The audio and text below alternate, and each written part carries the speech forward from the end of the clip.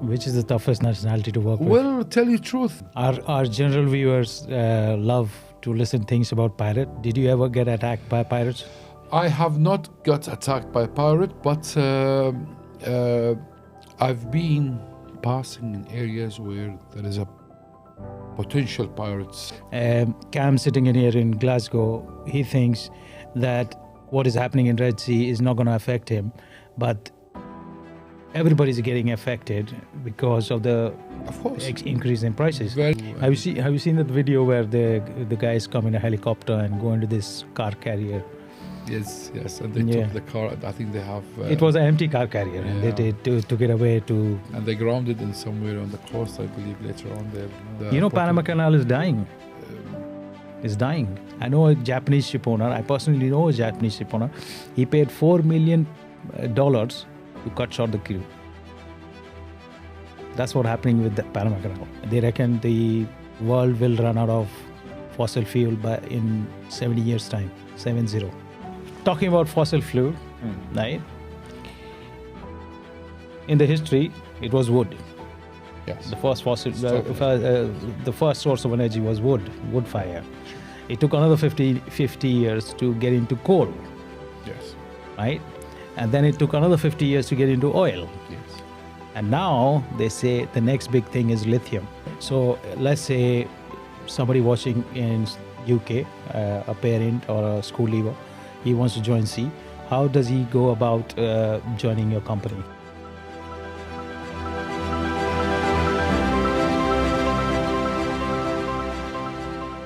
Welcome to another episode of Rollover Show. Our guest today is an expert in his own field. He's a maritime expert. He's been captain for 33 years. He started his sea career in 1991. He sailed on various types of ships. He's currently a team leader and he manages the personnel department of a big shipping company. He has a lot of experience in fossil fuel, and we're going to talk about lots of things. We're going to talk about the problem in Suez Canal, the problem in Panama Canal, the challenges faced by the shipping industry. What's in for general viewers, you will be able to know how to get into the shipping industry, how to work in the shipping industry. If you're a parent of a young school leaver, then you will be able to know how what kind of avenues are available to work at sea. We will also talk about the future of fossil fuel. So we have a guest here who is an expert in these topics, and the guest name is Captain Anwar Buftain. Welcome to the show, sir. Thank you very much. Thank you for... How are you today? Very well, thank you. Good. You like Scotland? Beautiful. It's not that warm for you, I guess. Well, yeah, apart of the rain, but the beautiful. They say there's nothing called bad weather. It's only bad clothing. Exactly. So I hope you got lots of warm clothing here. Trying my best to keep myself. It snowed today, to be honest. Yeah, they say there is going to be a white Easter. Yes. Yeah. Yes. Lucky to see it in March. Okay. So, tell me about yourself. Tell me about your journey. How did you end up being a captain on a ship? How did it all start? Right. We have to go back a little bit in the memories here. Well, I come from Kuwait. Okay. A little country in the Gulf. Okay.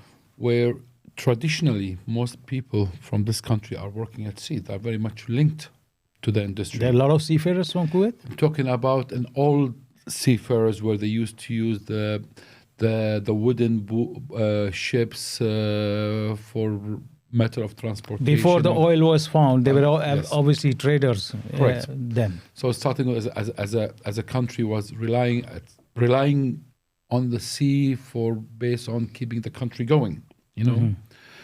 Mm-hmm. So traditionally, there is every home in Kuwait that somebody comes from the sea background. So yes, that's the DNA of a sailor. That's the DNA of the sailor, correct. Okay. And what we call it the olden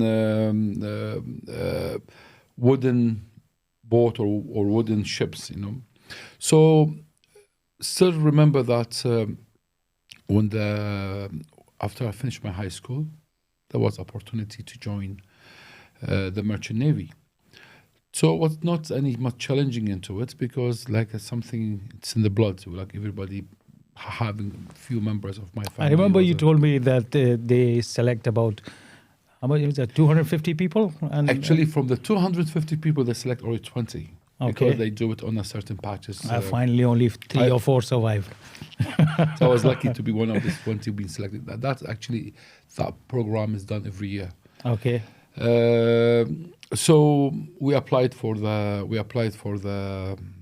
position after few interviews. Was the How old were you when you were was selected? only 17 years old that time. And had you been to sea before that? No.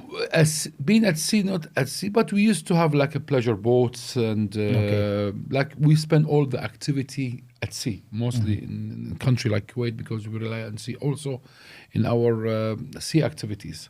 Such You were pleasure born in Kuwait activities. City? Born in Kuwait City. Okay. So, in fact, most of the question I still very well remember in the interview was more related to the sea activities. What do you know about sea? What do you do if you lost when you go on your pleasure boat and you lost in the middle of sea? What you will? Okay. So they wanted to see: do we have the sense of what we're going to be expected, or what we're going to be seen in the future? This was 1991, which was just after the Iraq and Kuwait war. Iraq war invasion. Okay. Kuwait, yes. Did you experience that? I was in The Kuwait war? during the whole period of war. Yeah. Were you affected by that?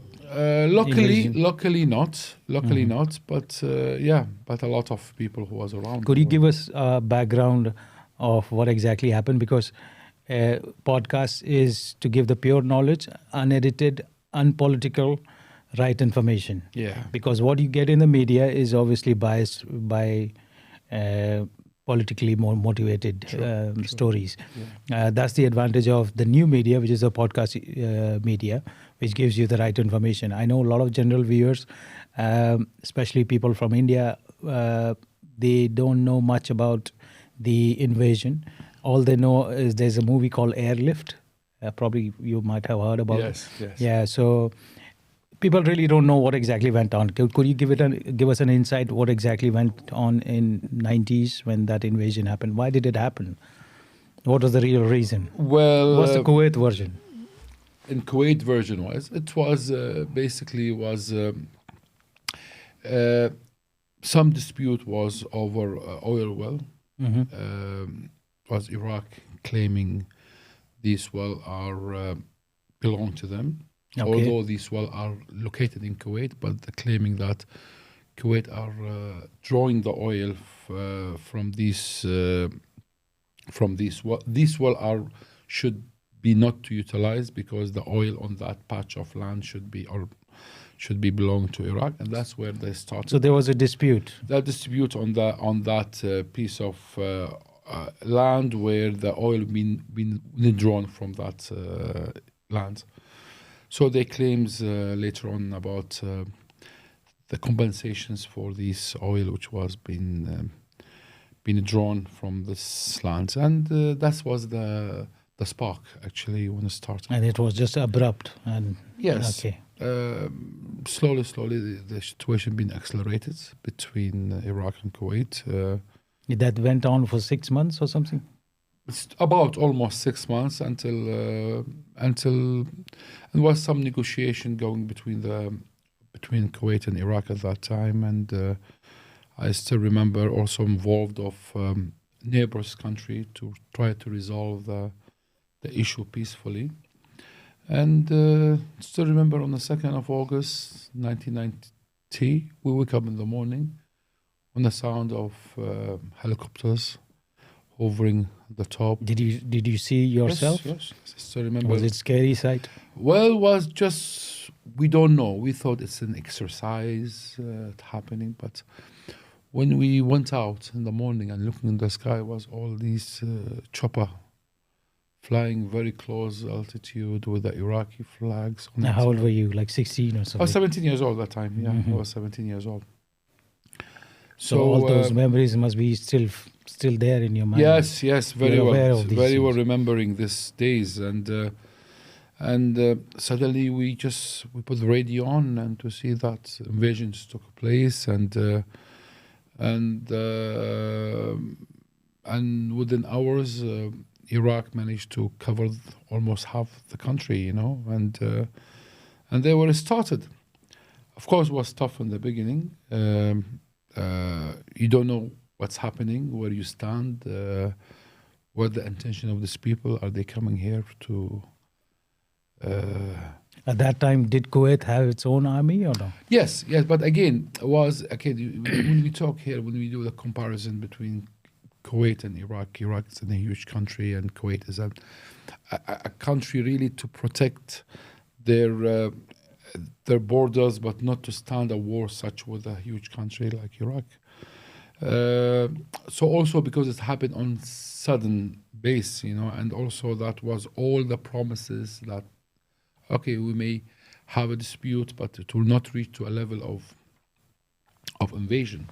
And also our worst case scenario, we thought that maybe only the northern parts of the country where the dispute is taking place could be only the area which will be invaded. So Kuwait is bordered with Iraq on the north. On the north side of and west is... on the west and south from Saudi Arabia. Yeah. So that's what happened, and we were so surprised and shocked actually, because we thought it will be only the area of the dispute will be invaded in case of worst case scenario, Yeah, so situation went, of course, from day one. Internationally, Kuwait had a huge support, because what happened is unfair. Trying to wipe a whole country from her identity, and that's what Iraq claims, that now there's... From what we get from the media is Kuwait is a peaceful country. They don't get involved with any trouble. Which is true. Well, this was the history, and that's why we got all the international support. Kuwait always been known very well on supporting other nations whenever they need it. Okay. So they have a good reputation on this respect, and when it started, and... Sorry to interrupt you.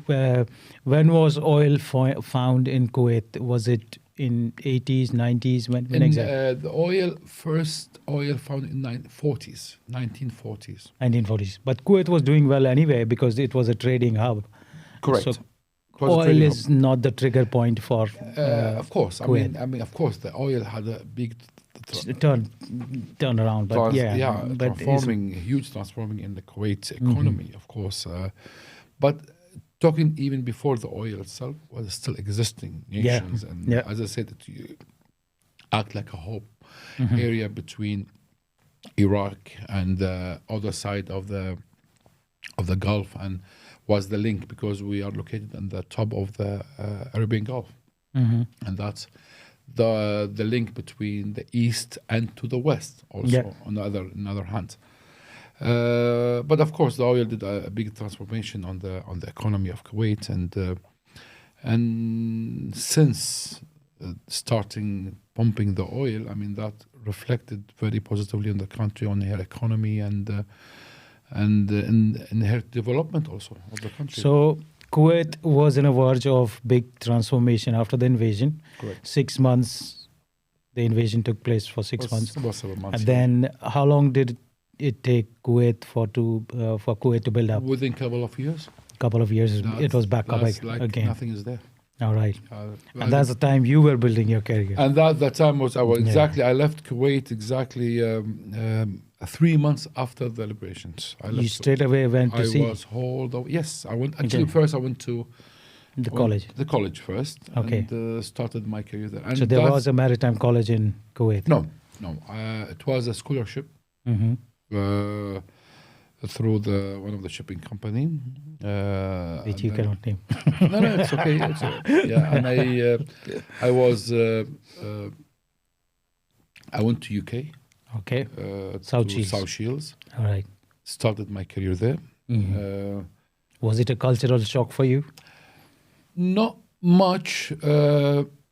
Not really much, because you see, we have a lot of relations between us and being in UK. You know, like used to be our like a summer destinations Okay. since since we are kids. So being in UK itself, we're very much used to of So you used to living visit style. UK even before that? That's frequently on the summer base. You used to spend like 2 or 3 months during the All right. summertime. So it's not a big Was cultural not shock or something. The challenge was when we went to the northeast of England, was just the accents a bit changed, especially with the Geordie accent around there was a little bit Okay. tough. But after a while, we start getting used to and Even Cam adopting. cannot understand the Geordie accent.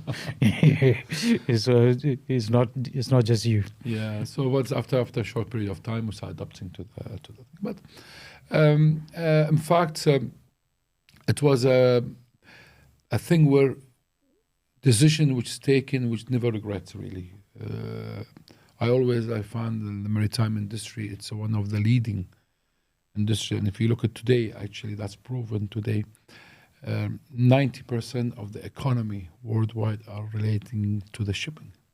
So you are really into an industry where has a big impact or big big influence on the international economy of the world. Yes. So 90% of the goods which you have at home is shipped by transport sea. yes. Yeah. So So you worked your way up the ranks and you finally became the captain. then, after Okay. I think after 14 years of sailing, Okay. by going through different ranks, Mhm. I took my first command. It was in the year 2000 and I think 2003. Any First crazy command. stories at sea? Well, look, as you've been at sea, Yeah. I I have lots of crazy a lot of crazy stories but- at sea. And again, since we see it every day, to us became like a normal. I don't really. It could be crazy, but today, if I analyze it, it's a part of our life. Because back sailing back in 90s and 2000, things were different compared to what it is. You used to get shore leave, you used to stay longer in Sure. port. There was a better life. So any crazy story you Not want to really. share? I won't say crazy story, but I said exposure Okay. was great. Mhm. That working in the maritime industry, where you could work like 18, 19 nationalities of different people, Okay. working under the same umbrella over 4 or 5 months together. Which is the toughest nationality to work with? Well, tell you the truth, every nationality has its own thing to remember. But Okay. again, and that was the benefit. As I said again, it's learning a lot of different culture. I mean, mixing with different cultures, we're learning a lot of from them, and that, of course, there's a lot of good things you gain it on your behavior also.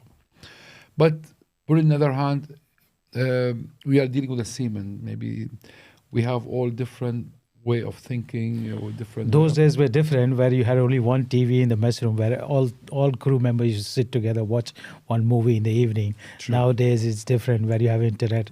Everybody goes away into their cabins, no interaction, nothing. Very much Yeah. true. Yes, Yeah. this is the social life now. The shipping, this is almost.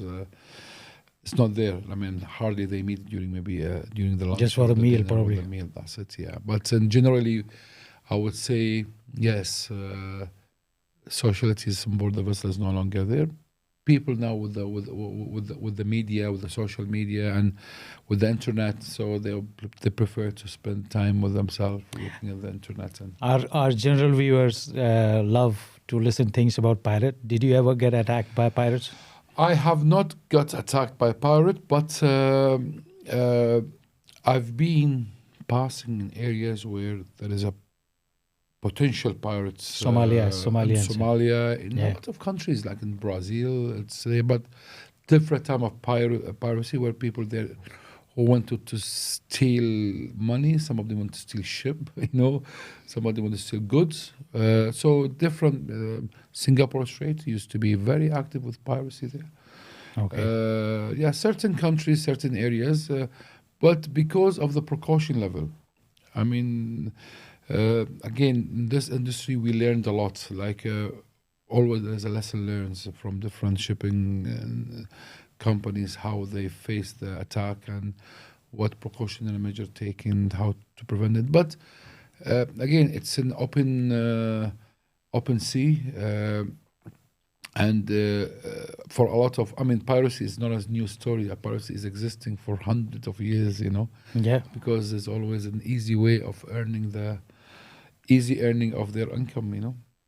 But as I said, with the technology now and all the precautionary measure, they found it very difficult. That's why the number of pirates attacks is reduced. Do your ships carry armed guards? We do. We Okay. do. That's a major deterrent, I guess. Yes, as a precautionary measure when we pass on these areas, just in case of. Because, as I said, all days, even the pirates, they don't used to carry machine guns and all that. They used to use the basic things, ropes, getting on the ship, and just wanted to steal mooring ropes, and they want to steal drums, and if they manage to get some cash, or if they don't, just will jump back again into the water. But now it's the fish that they're looking for, the bigger fish now. They look for. Ransom, kidnapping, and all that stuff. Kidnapping and keeping the vessel, and for longer time, the more cash they can earn. At the moment, there's a big challenge in the shipping industry is the Red Sea. Yes. Lots of attacks, drone attacks, missile attacks by Houthi rebels. How does your company deal with it right now? Well, I know Musk has stopped the Red Sea route. most. We talk generally here. Most of the shipping company has stopped passing there. They're going around the South Around African the Cape Town, coast. but it's that is what, extra 8 days? No, more than that. You're talking about, like, let's assuming before going on the trip from the Gulf to UK, it's about 24 days sailing. Okay. With around Cape, takes about 40 days sailing. So you're talking how many days there? About 16 days, more. almost 2 weeks more, yeah. I was reading the stats. Probably it's the cost-wise, the voyage cost is like 15% more than usual, 15% by doing that route. Now, that obviously increases the price of everything and is passed down to the consumers. And that's why you see it's so expensive. Everything is going expensive for simple reason, because ships cannot go through Red Sea. People don't realize, Cam sitting in here in Glasgow, he thinks that what is happening in Red Sea is not going to affect him. But everybody's getting affected because of the increase in prices. Very much Musk, Klein, Hapag-Lloyd, container companies, they've stopped going through the Red Sea. And that's a 15% increase in simple costs. And everything which you buy here is obviously going to be 15% more. Very much true. And the end user is the one who's going to pay for it. Exactly. It has impacted actually a lot. And as you said, all the transportation cost that will be added into the goods price. So how does your company deal with this? Well, we don't have a trade at the minute in that area. So mostly we are working on the Asia's run. So that's the reason. So we are mostly, but you still have ships going through there. Not passing. Not our at all. trades mostly Asia and Africa side. Do you know any company who's doing something differently? As I said, it's a risk. Somebody is taking this risk. But as you said, like big companies decided just to mitigate the risk by just eliminate it and just going through the Cape Town. I heard recently an American ship was passing by and they were chased by 8 Houthi rebel boats. First they fired a missile at them and then they chased this ship in 8 Houthi boats. And the captain sent a distress message out, and the Americans dispatched a fighter jet and literally bombed these boats. And lots of people were killed. Lots of Houthi rebels were killed. So that was the latest incident in the Red Sea area. Yeah, actually, the presence of coalitions warship always been there. I think there will be great assistance, in case of any such attacks will take place. But I said,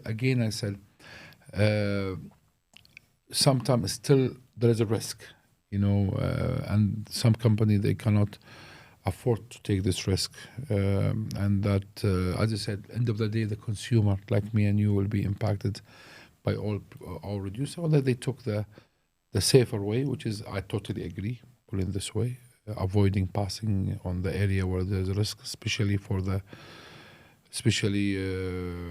because we don't know what the extent of the damage which can take to the ships. Or to The problem is the Houthi rebels claim they're going to attack any ship which is registered in Israel, or it has an Israeli crew, or partly owned by the Israelis. So they're going to attack those ships. But in real business world, it's very difficult to find out any Israeli connection, or this management structure, the ownership structure is not something which is straightforward. It could be owned by different companies and stuff, and you just cannot pinpoint that, oh, that's the Israeli one. Unless if they are running in a very highly intelligent system, that's different. But you're right, how they will find out. Finding a structure of a company is near to impossible. Yeah, unless you have very deep insight. Yes, because knowing this cargo, who's the owner and where it's going to. Have you seen that video where the guys come in a helicopter and go into this car carrier? Yes, and they took the car. I think they have. It was an empty car carrier, and they took it away to. And they grounded in somewhere on the coast, I believe. Later on, there. I've seen this one. That ship had no Israeli crew. That ship was not flagged with Israel. One of the co-owners is a company which is owned by an Israeli billionaire. So that's the connection. That's why they took it away. It was a Galaxy Dreamer or something. I don't know much detail about it, but that's now make it obvious where they have. Galaxy Dreamer. They have hijacked it. Okay, Galaxy Dreamer. Yeah, lots of our viewers might have seen this video where the helicopter comes in and the guys take over the ship, easily overpowering the crew. Yes, possible. There's another problem. Do your ships go through Panama Canal? No. So you're avoiding all the bottlenecks. Yes, we do. Actually, yes. Our trade mostly. Well, I did all over. Actually, we did Asia, we did Europe, we did America, South America, Australia, but Panama. That I never had the. Panama Canal is dying. Is dying. People talk about Red Sea, which obviously saves 12 days for a normal shipping. Panama Canal obviously saves 18 days. For people who don't know, Panama Canal helps you go from East Coast to the West Coast of America and saves you like 18 days going around down south to South America or something. Now, Panama Canal was working quite efficiently for so long, but there's a trouble.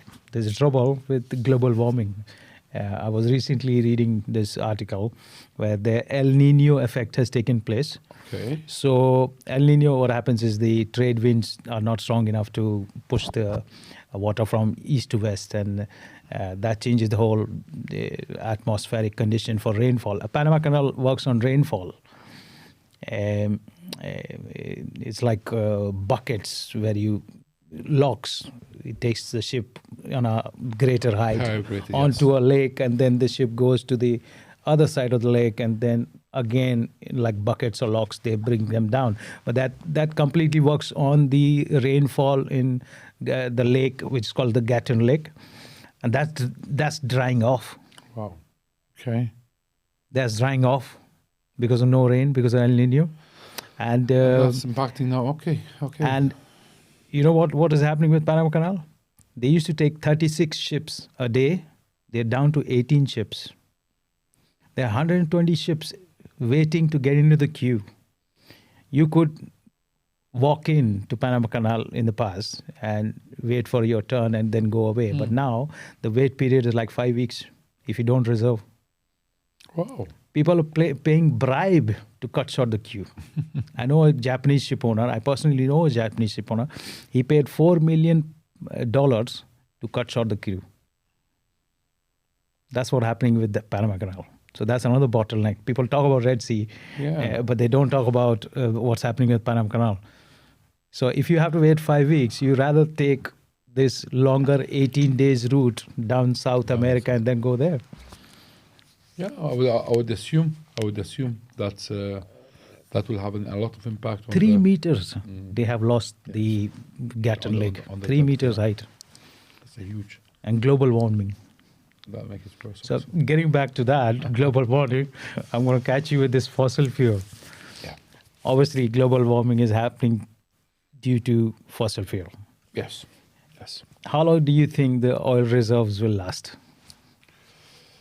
I would say now with the revising means of worldwide now, people going for the alternative fuel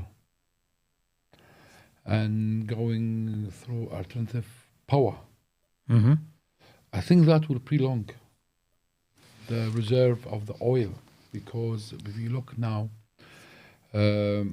people trying to reduce the emissions, and these emissions comes always from the, of course, from the fuel. I think with the new strategy of 2050 worldwide of reducing the sulfur emissions, or what we call greenhouse gases emissions, By using methanol and ammonia or something. you would say there's nuclear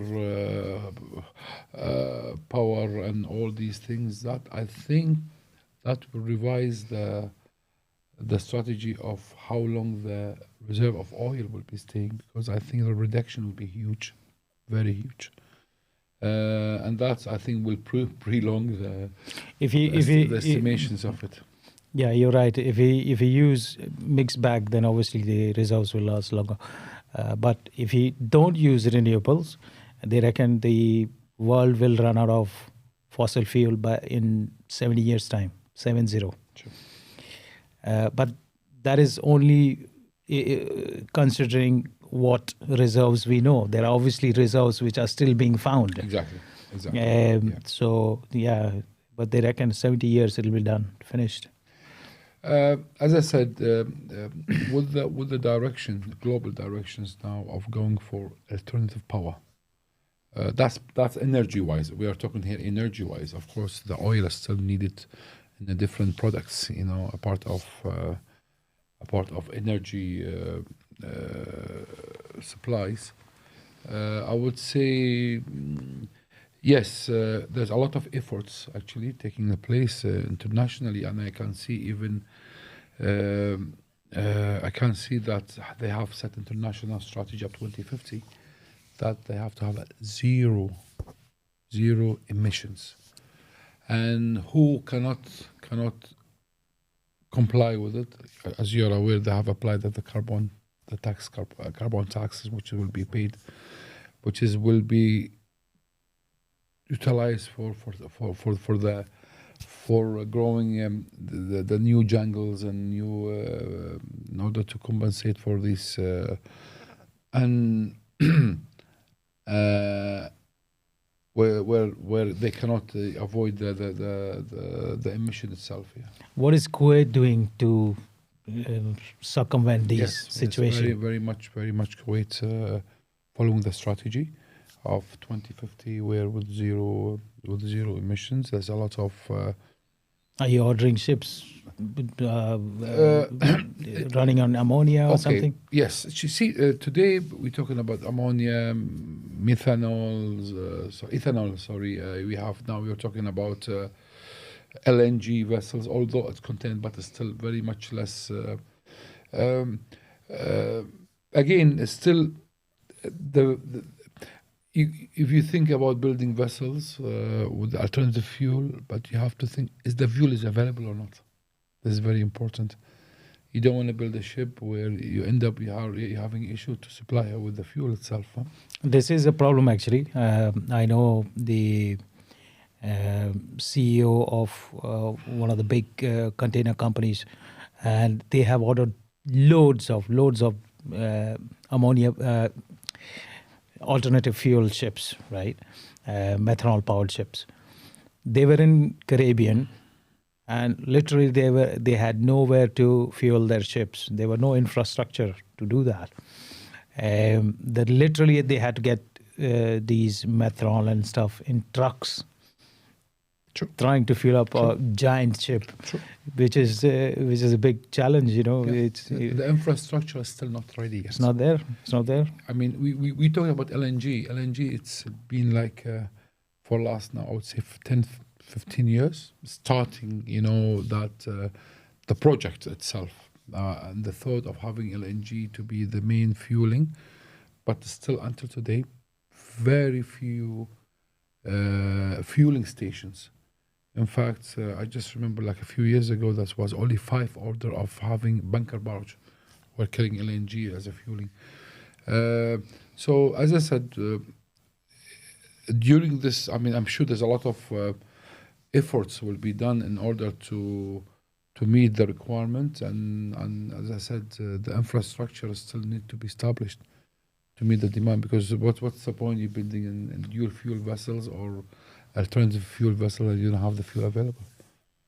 And They talk about ammonia powered vessels. yes, They haven't even made the engines for it. yes. They have a small tug which is running on ammonia powered, but they reckon it'll be another 6-7 years till ammonia powered engine comes is launched. They don't even have a design. True. Talking about the biofuel, Mm-hmm. which is again blending fuel. Again, these are, but still, engine makers still working on it to ensure that the component of this fuel will have no impact on their engines over a period of time. Yeah, well, So but it's a challenge. The challenge will be faced the industry, and we can see it actually. But again, we go back to say 90% of the trade is rely on the shipping industry, and they have to keep it going. And you will find a very soon and quick solutions will be coming just to overcome this period of time. And I said that a lot of ships, they are shipping companies, they were willing to pay the carbon taxations, because they have to keep business running at the end of the day. Okay, but anyway, people are moving on to the right direction. Yes. Getting back to this Panama Canal thing, right? There are alternative arrangements being made. For example, Mexico has had this railroad kind of thing, which was made redundant because of the Andes. They have a part of Andes, so it's not connected from east to the west coast.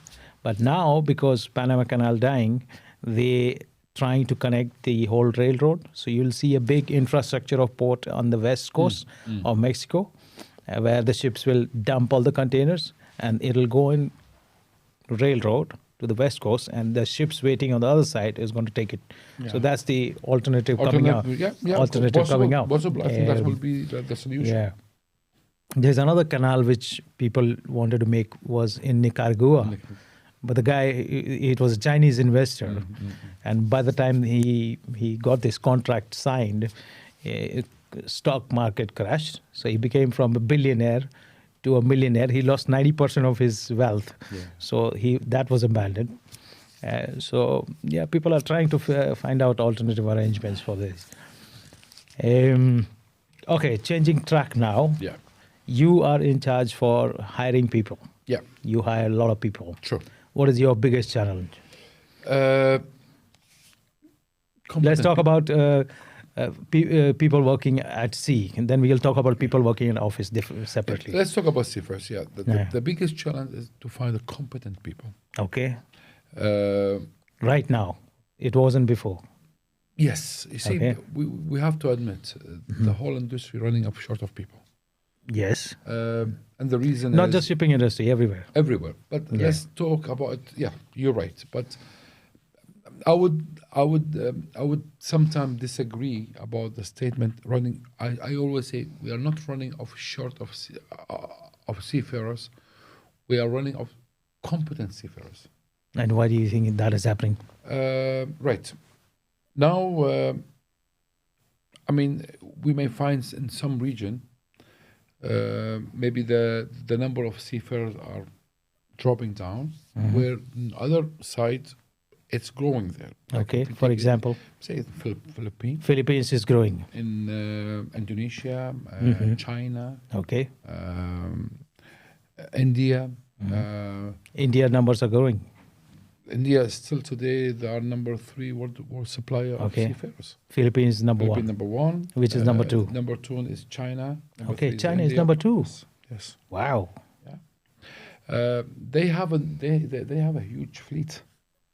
Their own fleet. Yeah.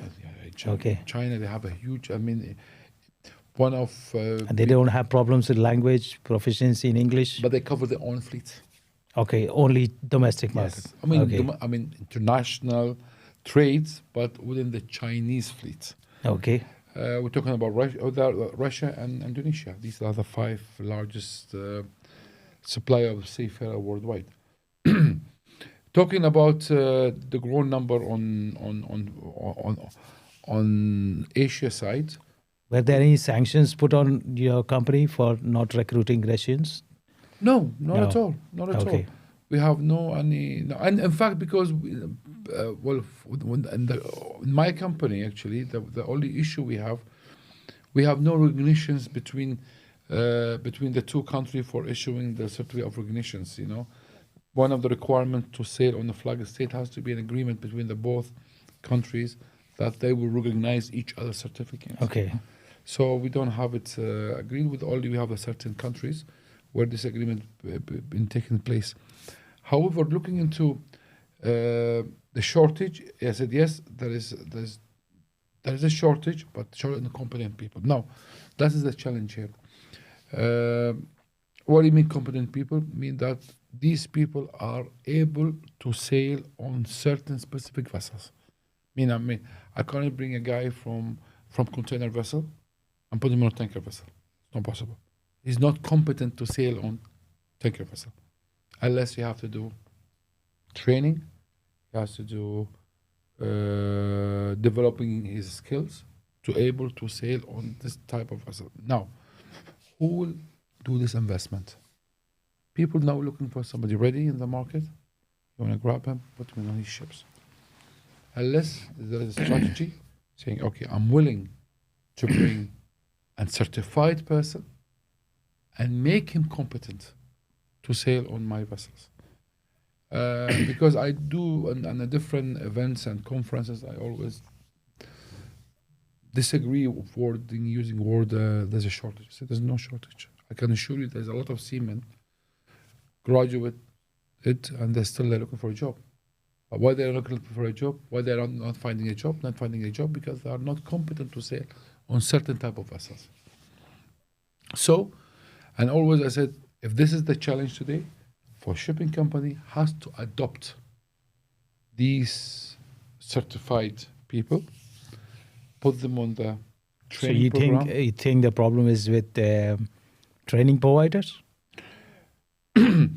Or companies having not to have a structured way of nurturing people? Yes. I think years ago, we know about sponsoring ship. Most of the seafarers were sponsors. And even used to be the college itself. It will not accept any student unless he's been sponsored by one of the shipping company. Okay. Otherwise, the challenge will be that he may get his theoretical part, but he can't get the sea time. And then he will out of the scheme, So that was one of the requirements. Some of the marine academies, they will not accept unless he has been sponsored, but now it's changed anyway. So, as I said, yes, there is a shortage, but in order to overcome, and this is the advice I've been saying it in different events, I say shipping company has to start to adopt a scheme of taking these people were certified at least and put them through a training program, could be 3 or 6 months. Does your company sponsor people? Yes, I have implemented this. Okay. And you take people worldwide, worldwide, including UK, and during UK. Okay. Yeah. So let's say somebody watching in UK, a parent or a school leaver, he wants to join sea. How does he go about joining your company? Where does he look up? Right. In general, what they do, if he's again willing to join shipping industry, he could go through the colleges, through recruitment websites, which is related, and there is a lot of companies. And your own company website? Yes, if you go applying as a cadet. Yes. Okay. So viewers, if you can, obviously we can't name the shipping company, but it's in Kuwait. Look it up. Look for vacancies. Apply online, and look for sponsorship. It's a very rewarding career. To be honest, it used to be very nice sailing 20 years ago, where you used to visit all these places. Nowadays, it's quick, bang, and go. So, but anyway, you get to visit places, tax-free money, and you build up your career, your nature, your attitude. The more you travel, obviously, your mindset changes.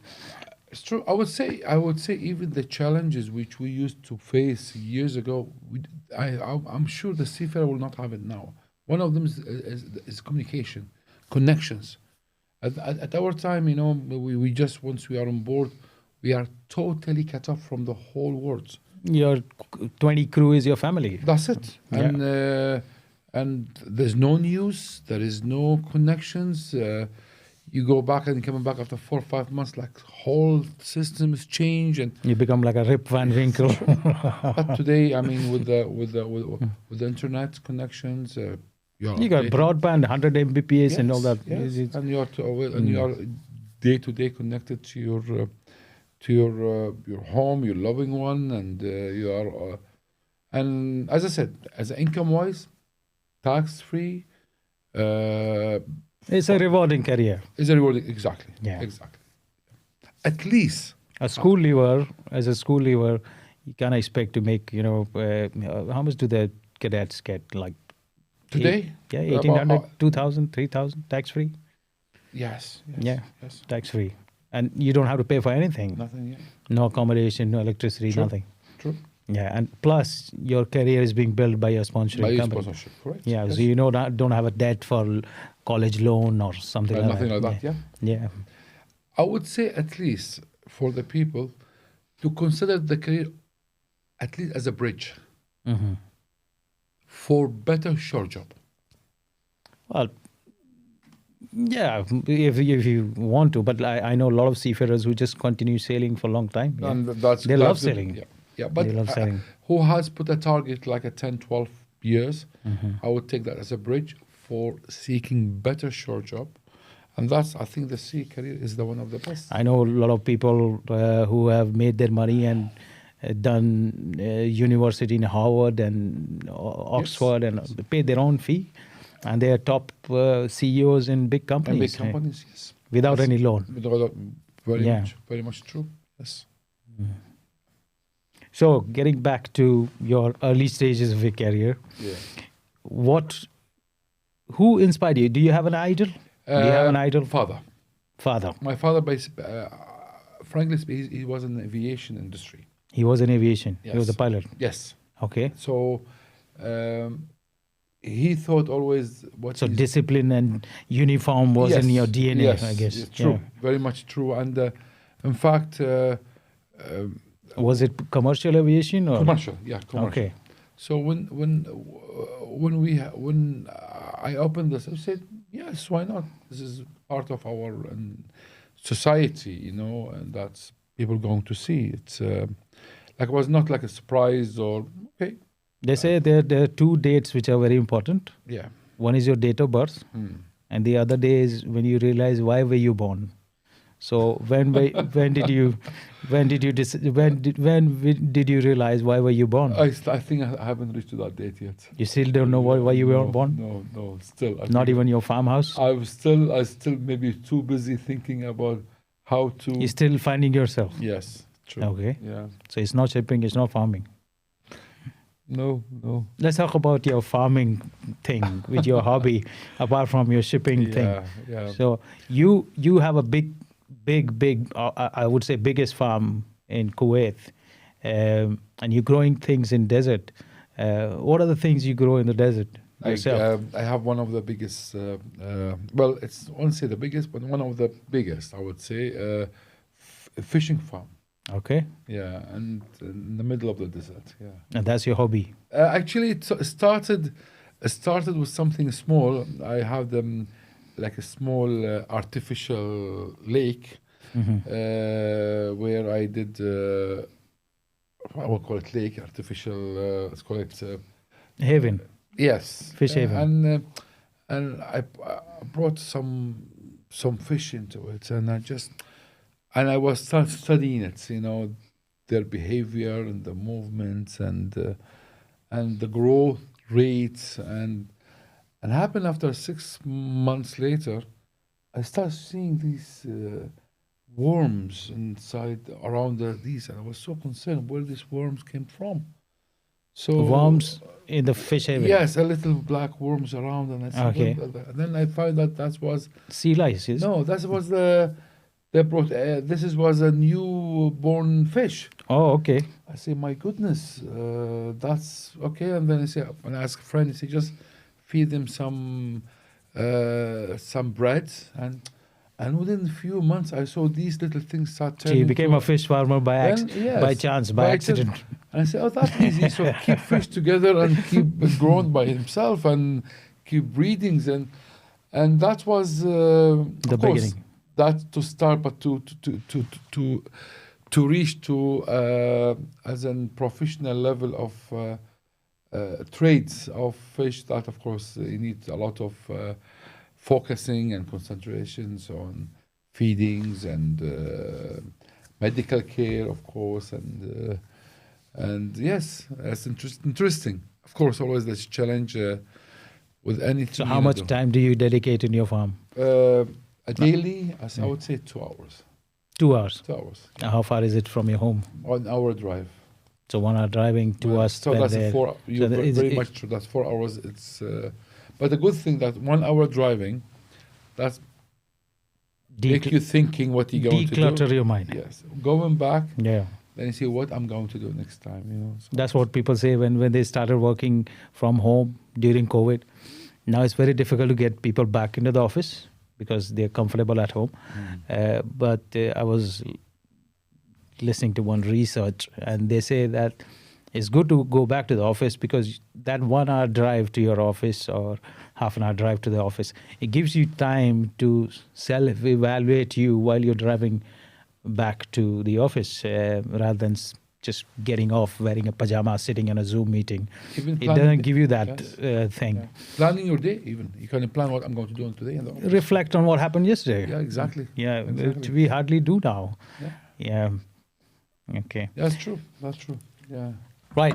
Now, we are almost at the end of our podcast. We talked about pirates, we talked about Red Sea, we talked about Houthi rebels, drone attacks, missile attacks, Panama Canal dying. We talked about your early stages. We talked about your career. We talked about general public, how they can work at sea. We also talked about farming, fish farming, right? So we covered most of it. So I want to keep it now a bit fun fact questions or fun related questions. So you said your dad was your idol because of his uniform, discipline, and commercial aviation background. That obviously gives you that DNA anyway. So it does affect parents' DNA do affect your future. That's for sure. And especially when you look up to your parents and what your parents are doing, you don't learn from what the parents say, but you learn from what you see, what your parents do. True. Isn't it? Rather than if somebody tells you, you don't listen. But if your parents are doing something, you copy naturally follow those things. Like even for smoking, if your parents smoke, you end up smoking. Now, here's a question for you. If I give you a power of calling somebody for 60 seconds from the history, who would you call and what would you ask that person? I would call my dad. Okay. And what would we ask him? I guess he's. He passed away. Yeah. Yeah. Okay. That's why he has not agreed to enter to the aviation industry. Why he didn't agree for you to go to the Yes, aviation industry? yes. Or you wanted to go to the Yes, aviation yes, industry? yes. And you never know why. But he said it's not suitable always, but was just thing to keep you away. Maybe he thought you were a butterfly going with all the air hostesses. I won't think, but I think that's maybe he thinks, I don't know.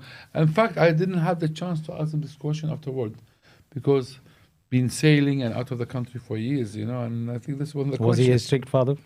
Yeah, very much, yeah.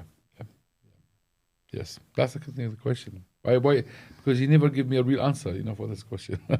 How's Kuwait to visit? Is it a good place to visit? Very much. Touristy? Starting to build up, to be Okay. actually, yeah. But there's a lot of nice places. I heard about your sea city. The beauty of sea city is that every resident has his own beach. Every resident has his own beach, the way it's designed, isn't it? It's not to that extent because Well, most of it. Yeah, because as I said, we are coming from a small country. We're talking population of Kuwait is about 4 million. Because you got residents all over the coast, but Yes. not in the middle, in the desert, and somebody had a brilliant idea to kind of make a estuary. And They are doing like a this bend. now, like inlands. So they're stretching it in. So to allow more. It'll make sense when we put up the Yes, map there. yes. And the only trouble they had was the recirculation of water because That was true. Yeah. That was true. That's to ensure the circulating of the water taking place. unlike Dubai had done a different thing where they created a palm. The palm, yeah. But the palm has a problem. In the beginning. Palm still has a problem. The problem with palm is that it has a big breakwater, right? Yes. So it's quite, the current is quite strong in the outskirts of the palm, but more or less it's stagnant at the end of it. So it starts stinking and smelling. That is a problem. I thought they did some. They might have done. Pumping arrangements, how to. Yeah, but that's an expensive affair. Okay, of course. That's an expensive No, affair. otherwise it will lead to a serious environmental issue there around Yeah. it, Talking about fossil fuel, right? In the history, it was wood. Yes. The first fossil, Certainly. the first source of energy was wood fire. Sure. It took another 50 years to get into coal, Yes. right? And then it took another 50 years to get into oil. Yes. And now they say the next big thing is lithium, Lithium. right?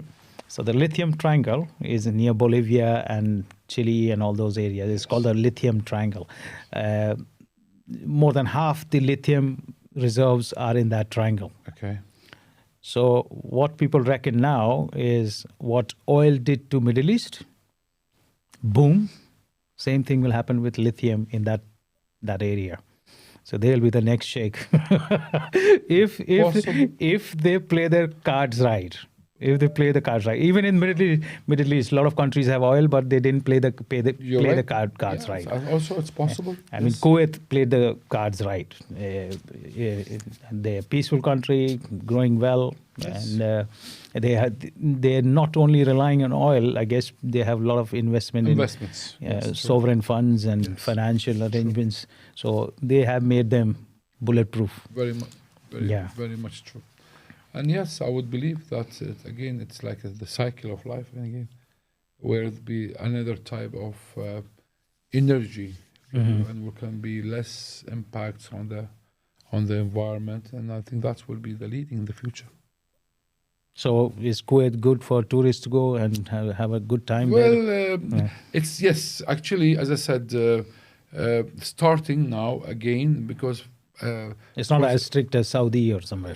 Saudi now is also it's become A liberal. I wouldn't say liberal, like it's open for businesses and open for tourists and open for Now, yes. no. Yeah. Before it wasn't. But Kuwait is nice to visit. Yes. Yeah. Nice place to visit. How much time do you need to see everything in Kuwait? I would say like a week. A week. A week, yeah. Okay. A week of 10 days, yeah. And you have multicultural food Yes, and everything. yes. Nice. Yeah. Although it's a small country, but have a lot of activities inside going on. Mm-hmm. And it's very modern. Very modern. You have Indian food there. Of course. Do you like Indian food? Of course. Everywhere. Indian food you will get in Mars also. Yeah, everywhere. Yeah. Moon, Mars, you'll have Singh Daba. True. Very much true. You guys watch Bollywood movies there? Not really. Not really. I don't think it's still In the theaters. Yes. Okay. They don't actually. There's a lot of immigrant workers there? Yeah. Okay. Almost half million. Mostly from where? The majority from India, Okay. Egypt, Okay. and Philippines. These are the major three population of immigrants in Kuwait. Okay. Yeah. I heard that Kuwait is tax-free. It is very much true. Yeah. And that's So you don't why- pay any taxes, whatever you earn. Yes, that's true. And that's what attract a lot of people to work there, because you don't pay taxation, even in any products or any. That's true. That's good. Yeah, but still, yes, you're right. I agree. And with things are expensive or no? you. No. I mean, I would. As I said, More expensive than here or less expensive? no, UK became expensive now. Yeah, but Kuwait, what currency is that? Kuwait? Dinar. Yeah. By the way, fun fact, dinar is the The strongest. strongest currency in the world That's correct. compared to dollar. Yeah. Strongest. Yes. How much is one dinar to $1? Like a $3 for $3. That's what we do. Okay. Thanks for a lovely podcast. I try to make it generic as well as seafaring specific. I hope our audience liked it. Please subscribe to our channel. Only 30% of people subscribe to our channel. People do watch it, but they don't subscribe. Please like, share, and subscribe our channel. That way, we would be able to get more knowledgeable guests in our show. If you would like to recommend anybody to come into the show, please leave it in the comments. Until next time, thank you very much. And I'll see you again. This is a small gift for you, Captain. Thank you very Anwar, much. As a momentum. Thank you very much. Hope you Appreciate enjoyed it. in Scotland. Thank you, sir. Thank you very much. Thank you. See you another time.